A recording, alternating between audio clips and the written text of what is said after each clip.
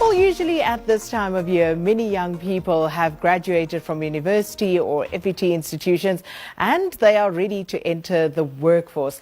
However, a formal education doesn't quite teach you about being work ready and how to conduct yourself during a job interview or prepare a remarkable CV, or for that matter, how do you sell yourself? So to give us a little more insight into this, we're joined now by Lydia Siziba, who is a marketing manager for PPS Foundation. Lydia, thanks for coming through. Firstly, PPS Foundation, what's that about? Well, firstly, good morning and thank you for having me. The PPS Foundation was established in 2016 and the mandate is to help facilitate opportunities for the youth of South Africa, particularly those that are studying within the science, technology, engineering, as well as mathematics fields, to mention a few. This we do within various pillars such as the bursary program, the graduate internship development program, the university support program, and also the employee and member volunteerism, as well as the Professionals Connect portal. And this is a youth outreach platform. It's a website which is its intention is to help youth access opportunities in the form of jobs, mentorship, as well as information pertaining to how to best prepare themselves for the place of work. Lydia, the place of work at the moment is such a competitive space, and naturally one would have to stand out. And starting at the very beginning, because most workplaces would ask for a CV. And when I saw you coming this morning, I was like, where were you yesterday? I needed you yesterday because I have a 20-year-old and he needed to send a CV to a workplace and I didn't know what to put on it because he hasn't worked. He's out of school and went to uni, but that's it. And after putting the subjects that, he had done, I didn't know what to do with the thing. Remember, this is a piece of document that you can also use to brag. So whatever accolades that he received within high school, tertiary institution as well, that's an opportunity for him to also put that there. So at that phase in life, you put your accolades, achievements, or any other random jobs that, the graduates typically do. It gives an indication that you have interpersonal skills, for instance, even if you've worked as a waitress or a cashier, is a first entry level job.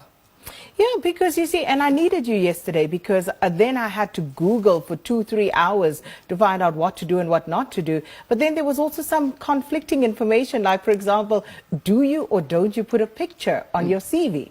That also depends on the type of organization that you're applying for. So it's very important to do research as well. I usually advise to not send bulk emails when applying for jobs. Customize your CV, customize your covering letter. It must speak to the skills that are being requested. So in instances where you don't have those particular skills, best mention the ones that you actually do have. That way you also increase your chances of standing out or being noticed that much better. And how long should it be? So for a graduate, I would say 3 pages maximum. There isn't much that you would have attained from a job experience perspective. Find things that make you stand out as an individual. It's important to be authentic. So as much as it's a job, there's a specific job description that might be entailed.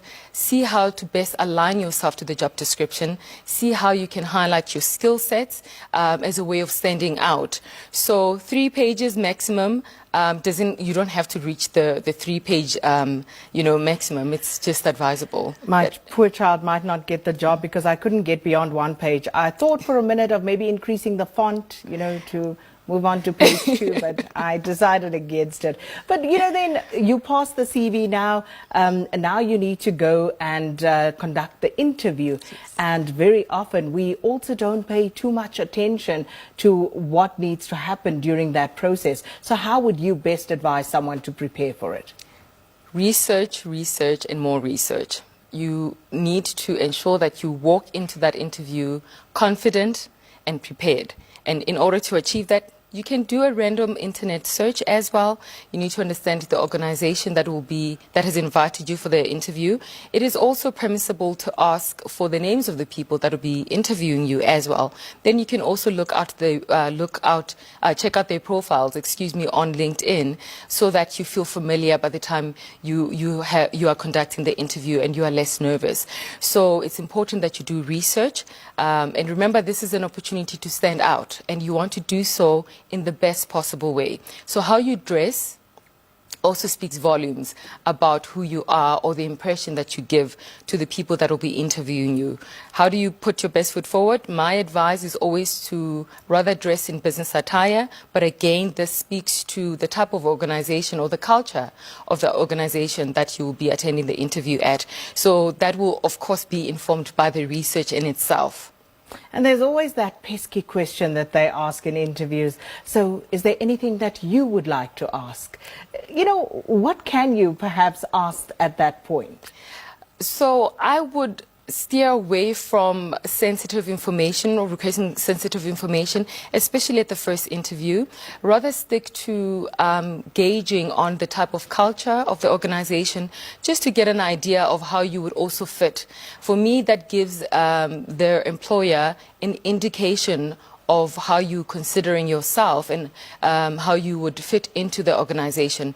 So I would advise that you ask questions pertaining to how the culture of the organization is, if it's a new role or if it's a replacement role, what the expectations of you are within that specific role as well is a very valid question to ask. Lydia, just the final one, social media. Yes. Facebook, Twitter. You know, in some instances, the employer does look at that. Yes. So what advice do you have to dispense there? I would definitely say at the onset, before you even submit your CV, do a due diligence. Clean up your social media. So if you wouldn't put certain photos of yourself on your CV, then don't do that on your social media profile. It's important that there's that alignment. Remember, this is the touch points that speak to your personal brand. And again, it's always about putting your best foot forward. So how do you best do that? Would you feel comfortable if the tables were turned? Would you interview somebody who conducts themselves in the way that you do on social media? So do a due diligence, do a clean up, make sure that your social profile is aligned to the person that you're representing on CV and also at the interview if you have that opportunity.